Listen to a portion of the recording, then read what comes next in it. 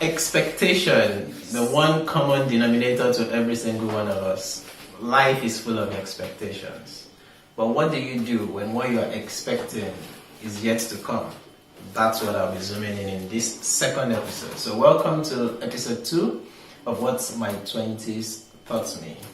In 2010, I had a series of disappointments because of what was my expectation at the time. You see, in Nigeria, after your first degree, it is expected that you go for what we call the National Youth Service, called NYSC. It's a one-year program where you get to serve the government. And this was a big deal in Nigeria for every single undergraduate for different reasons. We've seen people wear the NYSC uniform. You can't wait to wear it. It's a prayer answered for you to wear that khaki. Besides that, you start to earn what they call halawi, and you start feeling it's like a transition between being a student and then becoming like a proper workforce person in the labor market. And then the understanding then is that you need this to get a job. Basically, if you want to get any reasonable job in Nigeria, it is expected that you must present your NYSC certificate. And so it was a big deal for me, and I finished my undergraduate studies very early in 2010. I got my certificate in February.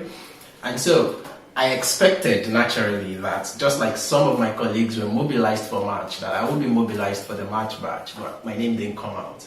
And then I expected that my name would come out for the next mobilization in June, July, thereabouts. Again, the mobilization came. My name was not there.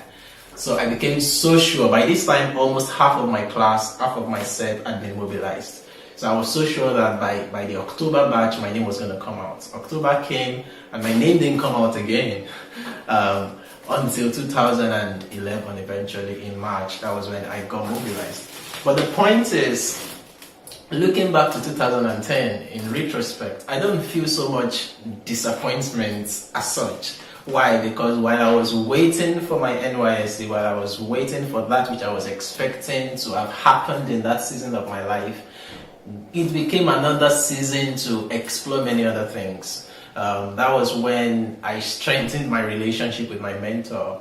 And in being a public health practitioner at the time at Proverbs University, through him I was able to start working at the Institute of Public Health. I was going on field trips with researchers. And this was something absolutely new to me. I've never done that before. And then testing the waters of what that looked like made me feel like, wow, this is actually something I could explore on a larger scale. I started thinking about studying for a master's in public health because of what I did in 2010.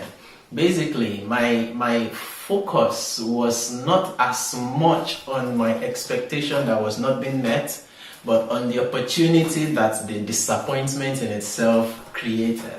I wouldn't know if you've heard this saying that sometimes God closes, when man closes a door or something, God opens a window or something like that.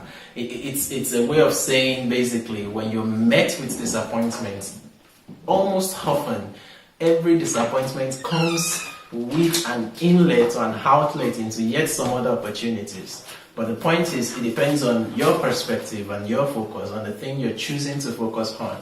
So if you choose to focus so much on the disappointments, you might be missing the other things that are happening. You might be missing the action, the opportunities that are right there in the midst of that mix. So what is it that you could label as a disappointment at this phase? What is it that you're expecting that is yet to come to pass?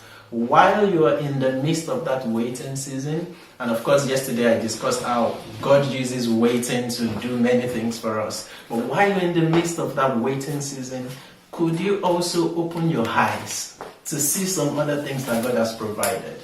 I can imagine the story in Genesis where Hagar was in the wilderness with her baby and they were crying and all of that, and the Bible says God heard the voice of the baby and he sent an angel, and there was a provision, there was water for them.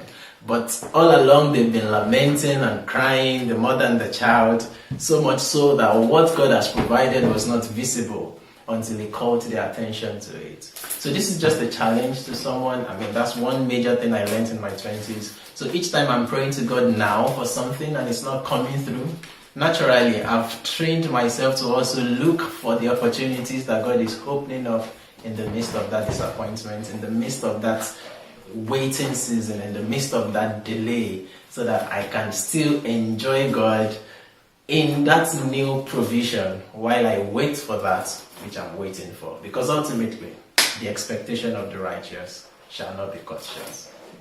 Tomorrow I'll be zooming into something else in 2011, and you don't want to miss it. I think I'll be featuring my wife because it's going to be on my relationship. So watch out. See you. Bye.